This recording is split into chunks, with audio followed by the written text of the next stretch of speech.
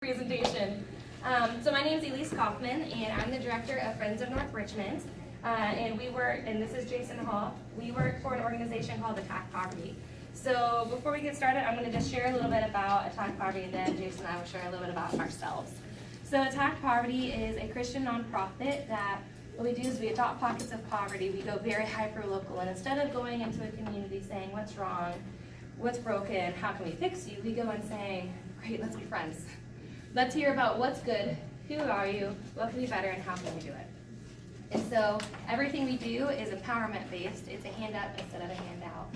So we are not a food bank, not a clothing pantry, nothing along those lines. What we do is we do after school tutoring, we do adult education classes, we do homework there, and we do Bible studies. Like I said, we're a Christian organization, so the gospel is present through every single thing that we do. So that's a bit about who we are. We have 5 locations, and we have 4 other affiliates. So I'm specifically with our Friends of North Richmond location. Jason's with our Friends of Sundown location. So a bit about us, and then I want to hear about you guys as well. Oh, those are our missions and mission. So our mission is to empower people to attack poverty of their life and community by strengthening under-resourced communities through spiritual growth, education, revitalization, and basic needs. Our North Star is awakening potential and provoking transformation. Our core values are faith in action, integrity, empowerment, collaborative partnerships, holistic approach. And hopefully as we talk about what we do, you're going to see those core values undergirding everything that we do, because we live into our core values. And so a bit about who we are. This is me, not that one, that one's Jason. In case you can figure that one out, how to make it real clear.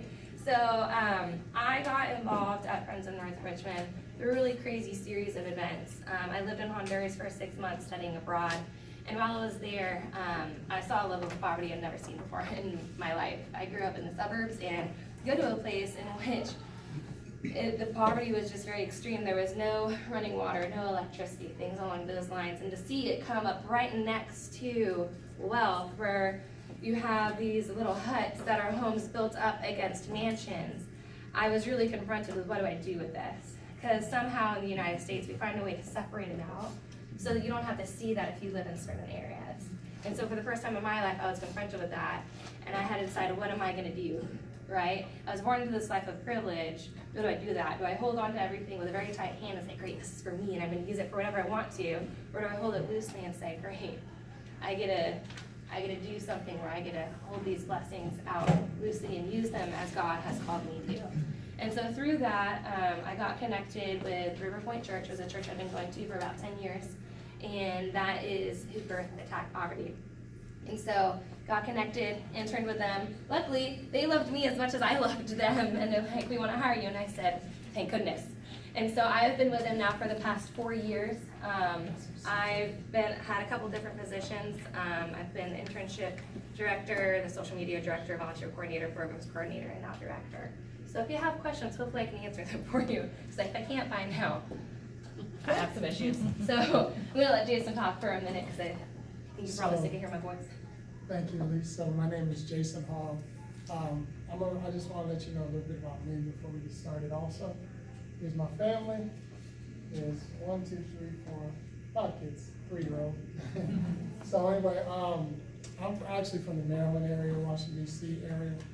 And I grew up, it's a really short rendition, single mother raising 3 kids, under $17,000 a year, that my mother was making. My father died when he was very young. And I just want to say I come from a broken place. I'm a broken man that's in need of, desperate need of a God. And that's how I was attracted to the Attack Poverty organization. So I didn't have it all together. I went through a lot of struggle. So the values that Elise was going through were the same things, I could see myself on the other side. So that's what kind of drew me. The very struggle I went through was the very thing that I was called to do in life, and so that kind of really ignited a passion in me. And so 2 years ago, I started volunteering with this organization, not knowing that eventually that I'll be working full-time with them, which I do now, which was my dream and passion, because I just wanted to serve people and help people. So with that, my beautiful family here, And I really want to highlight that, you know, my family, I love my family, my wife, I've been married 12 years and all that. There's been a lot of struggle and there's been great times too. And so my wife, we both love the Lord and all this. And so I grew up, before we got married, I have two beautiful sons now. They were living with us, but now they're back on the East Coast. And they really ignited something in me. I went through a really transformational thing this year in a program called Faith Walking. Some of you might be familiar. But anyway, it's kind of like a discipleship, and it really ignited, you know, went to the core of my being, on who I was. And I know going forward with this organization, you know, me, Jason Hall, had to go through and face my past in order to go forward in my future and speak into the lives of others.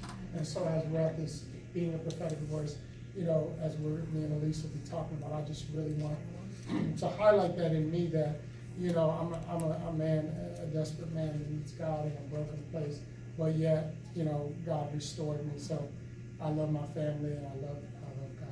I love Elise. You too, Jason.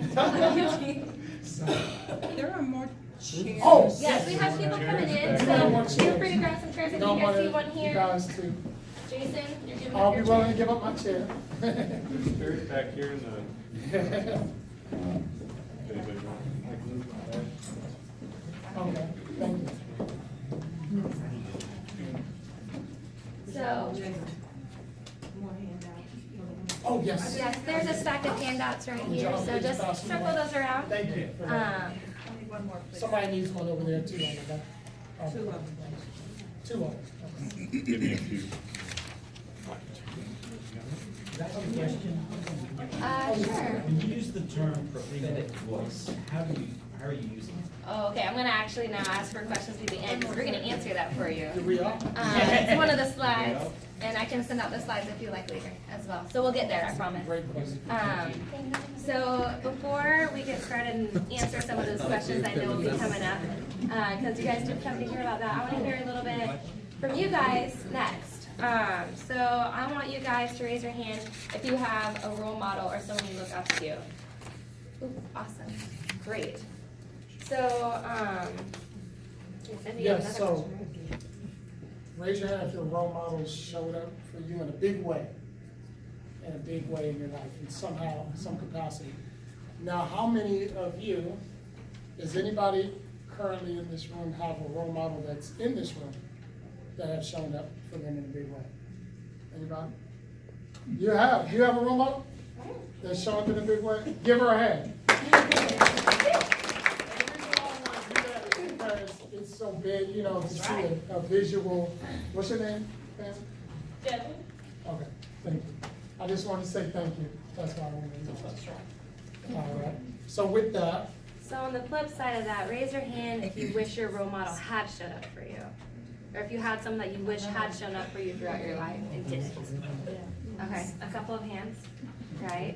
I think it's so interesting that as we go through that, by either someone showing up or not showing up in your life, that relationships can either be built up or broken down.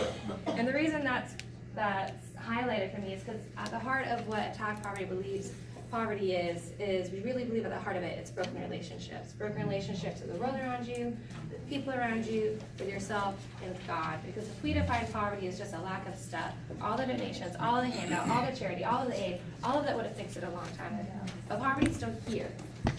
And so that's why we believe that a lack of stuff is more of a symptom rather than the cause. And that's why when what we're going to be talking about, the basis of everything we do is relationship.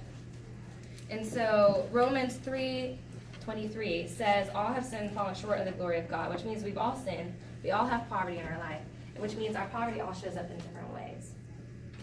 And so, just like in the Garden of Eden, if we go back to that, God made everything good, and then the devil comes in, and he takes what's good, and he twists it into something that's never meant to be, and he starts telling lies, right? He starts whispering in your ear something that was never true. And he's just twisting it. And that's the same thing that poverty does. Poverty tells lies to people. Poverty will tell the sick that you'll never be healthy. Poverty will tell lies will tell the hungry that you will never be full. Poverty tells parents that you can't have hope and your kids will be in the same cycle you're in. Poverty tells the poor, don't dream. Poverty tells the poor, things will always be this way, so don't try. And it says you don't matter. Right? That's right. On the flip side, poverty will also tell the rich, poverty is too big of an issue, you can't make a difference. That's right. Poverty will also, poverty will say that you can't do enough and your efforts will be too small. It doesn't matter. Right? And so hopefully in this workshop, what Jason and I are going to be doing is we're going to be telling you guys some truths. We're here to tell you that cycle can be broken. We're here to tell you that every person matters. We're here to tell you that small things make a big difference. And the best way to show love is to just show up. Yeah. Right? Yeah. And so now obviously we have some strategies around showing up. Yes, you can just show up, but we have some best practices that we're going to be teaching today.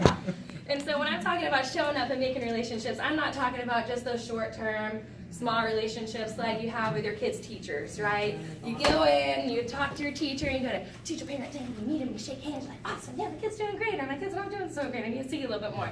And then your kid graduates to the next grade, and then you go to the next parent-teacher conference, now you got a new teacher, and you're saying, awesome, great, my kid's doing great, my kid's not doing so great. But a real relationship looks like going back to the teacher from the year before and saying, how are your kids? Yes. Right? Because now that teacher's not doing something for you, you're in a relationship with them, and you're saying, how can I love you too? That's so good. Right? Yes. And so that's what Jason and I are going to be talking a lot about today. Matthew 18:20 says that for where two or more gather in my name, there I am with you. And so when you're in a relationship with people, two or more are gathered, the Holy Spirit's moving, and we get a front row seat to watching the Holy Spirit move in our lives and the lives of people around us. And we're seeing the Holy Spirit move where it's already at work. We're not asking God to come into somewhere new. We're showing up where God's calling us to be and watching the Holy Spirit do its thing. And we get to be the conduits that get to do that. So I probably skipped a couple of slides there. Yep, don't mind me. You'll get these slides later, don't worry. And so, the answer to your question, the way we define a prophetic voice, we believe that a prophetic voice is giving voice to truth and advocating for the good plans that God has for someone's life. And so, in the middle of that, Matthew 10:20 says, "For it will not be you speaking, but the Spirit of your Father speaking through you." You're placing yourself in a situation to be courageous and speak what God is nudging you to share. And so in that, you're not always going to be well received. Jason, am I taking what you're supposed to say? Okay. I had a moment. I think I'm on a roll a little bit. I don't want to take over.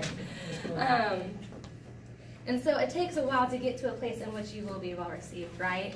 And what I mean by that is just like I'm inviting someone over to my house. I want my house to look like Chimichua and Kane's house, right? Like I want to go over styles, buy everything, make it look really pretty. First thing that I'm not going to show someone is my dirty basement. Right? It takes some really good friendship for me to show you all the junk I have in my basement. And then it takes even better friendship for me to say, hey, I need to clean my basement out. Will you help me clean out those cobwebs? I'm not just going to invite a stranger to do that. And I'm not going to invite a stranger into my life and clean out their dirtiest basement of my life. So it takes a long time. It takes relationship to get to a place in which you can speak, but the Holy Spirit's nudging. And in those moments when you're in that relationship, then it takes courage to speak. Because, you know, if you're cleaning out someone's basement and you find something they're like, ooh, I don't know what this is, can I get rid of it? Right? You have to, same thing in someone's life, right? You have to be at a place in which you can say, hey, we're good enough friends that I get to ask a couple questions. And in the reverse, they get to ask a couple questions of you. Because friendship's two-way. Oh, I skipped ahead. Okay. I'm skipping my note cards in addition to slides. I'm all over the place, guys. I apologize for that. And so one of the things that we do at Friends of North Richmond is we have something called You Can Academy. We have You Can Academy. You Can Academy. It's our after-school tutoring program for 1st through 5th grade students. It runs from 2:45